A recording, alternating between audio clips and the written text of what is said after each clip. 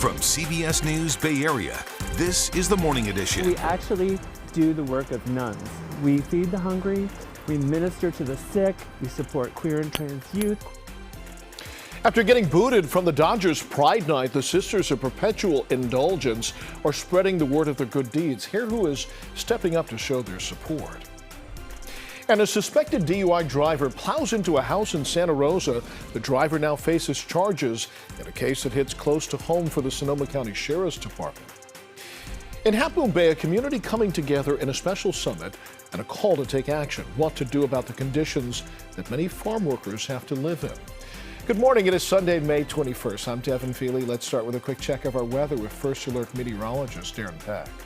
Well, it's another great Sunday morning out there. Taking a look in the 6 o'clock hour, you can see how the marine layer is pretty much filled in the entire bay. We're going to play that through in the complete First Alert forecast in a bit, and I'll show you how we will get more sunshine than anything else for the majority of us. And with more sun than anything else, daytime highs inland today are going to the low 80s.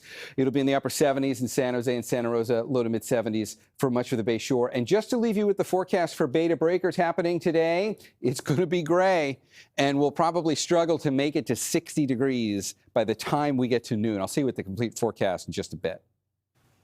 Well, this morning, the wife of the Sonoma County Sheriff is accused of driving under the influence and crashing her Tesla into a home. According to police, 47-year-old Natasha Whittinghill was behind the wheel of the Tesla that hit a fence and a tree before plowing into this home near Calistoga Road and Montecito Boulevard early Saturday morning. Now, one of the residents was injured by a shard of glass.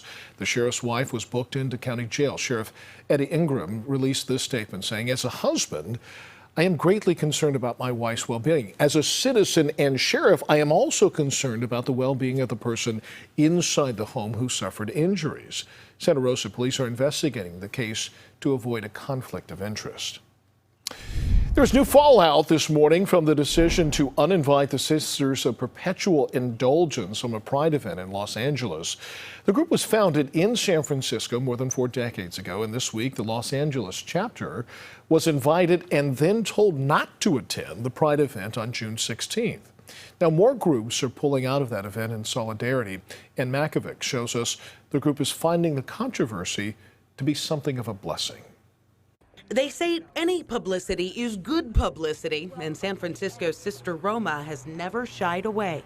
And a lot of people who thought they knew who we are and misunderstood us now understand us better, and people who never heard of us have now learned who we are. She's been a member of the Sisters of Perpetual Indulgence for 35 years, and she's heard the criticism. A group that specifically targets, mocks, denigrates, ridicules Catholics is not a message of inclusivity. Senator Marco Rubio joined the calls to pull the sisters' invite from Dodgers Pride Night festivities. The Archdiocese of San Francisco thanked the Dodgers after they did.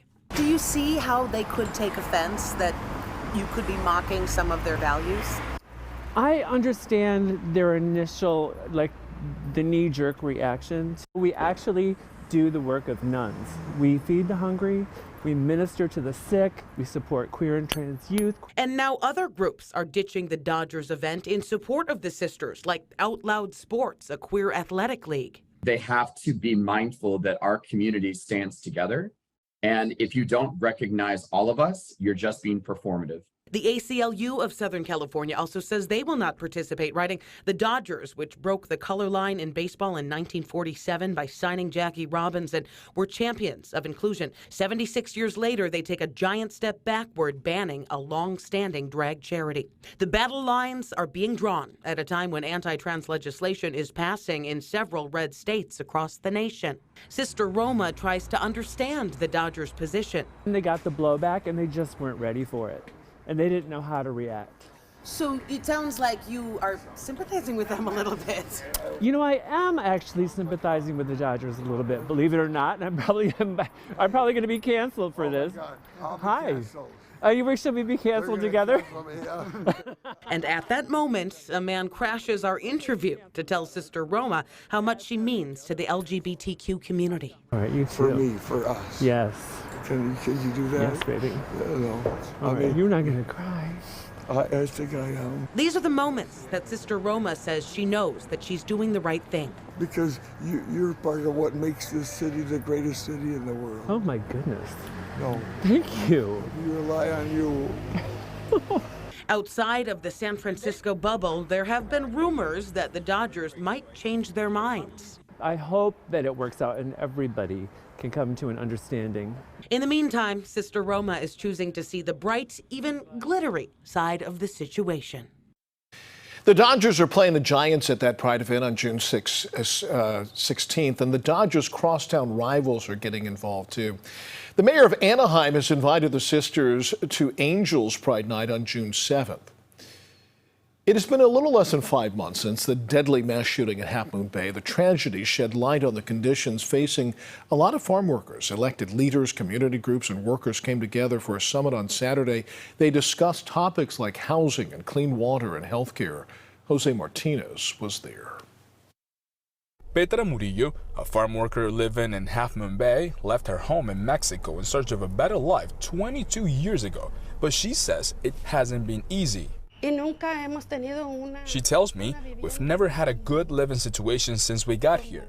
Motivated by their challenges, Petra decided to attend a public summit that shed light on the daily critical issues farm workers encounter.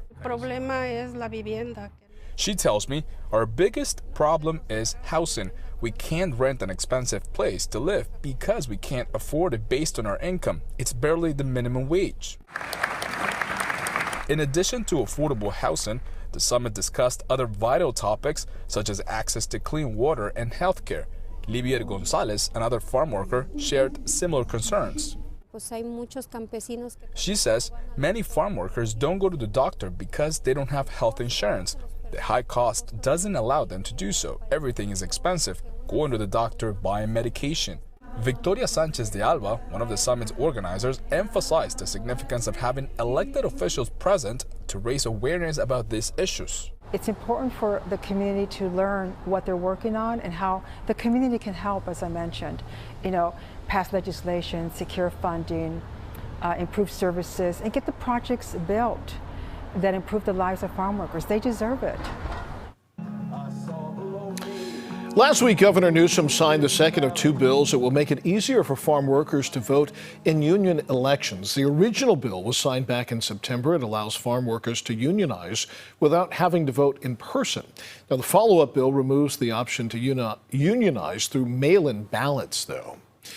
Undocumented students are close to being able to work on campus at UC because of a new policy passed by the Regents. Now, students had urged the university to change its policy.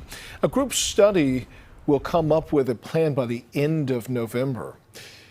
In the South Bay, volunteers gave people something to smile about. People packed the San Jose Convention Center to take advantage of free dental care. The county's Dental Foundation put this on with the help of about 1,000 volunteers, and services offered range from simple cleanings to surgeries. Implants is so expensive, and when you become a senior, the insurance is not like what it is when you're working, you're taking care of yourself. The CDC estimates almost a third of Americans do not have dental insurance. Now, that event continues today. The Dental Foundation wants to continue to support equity by making this a yearly tradition. Now, there's been some pushback to plans for new parking hours in San Francisco. A few local restaurants and visitors and longtime drivers, they certainly don't like it. San Francisco is getting ready to start charging for parking on Sundays, and it's going to begin this summer. It's often said that there are no free rides in life, and soon it will be equally true that there's no free parking in San Francisco on Sundays anymore. I don't think you should pay on Sundays. I wish it was cheaper. Philip Page drove in from Sacramento to visit Fisherman's Wharf. He says the change in the city's parking policy might just be enough to put the brakes on future trips. It costs a lot more. Everything's going up. I mean, gas and everything, and it's just not fair. Faced with a projected $130 million budget shortfall in 2025, the city announced it was extending paid parking hours until 10 p.m. Monday through Saturday and adding them during the day on Sunday. I think it's fine. I think we need to generate all the revenue we need to generate, and I think, the city is a little under budget right now, so I think that's a great way to increase revenues. Robbie Intherin says he's not thrilled to pay more, But he says he understands the cash-strapped city has to find a way to make more money and hopes it gets spent on budget priorities like public safety. We would love to reduce crime in general around property crime or auto theft crime. Any one of those would be useful. It's not entirely clear just yet how much extra revenue the expanded parking hours would generate.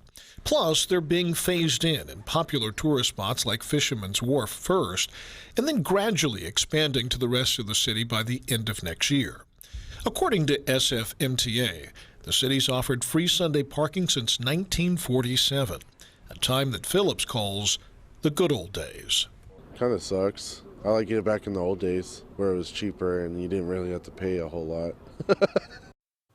Now, the plan's going to be phased in over the next 18 months. It starts this July with Fisherman's Wharf and the Dog Patch. A full breakdown of the plan is on our website at kpix.com.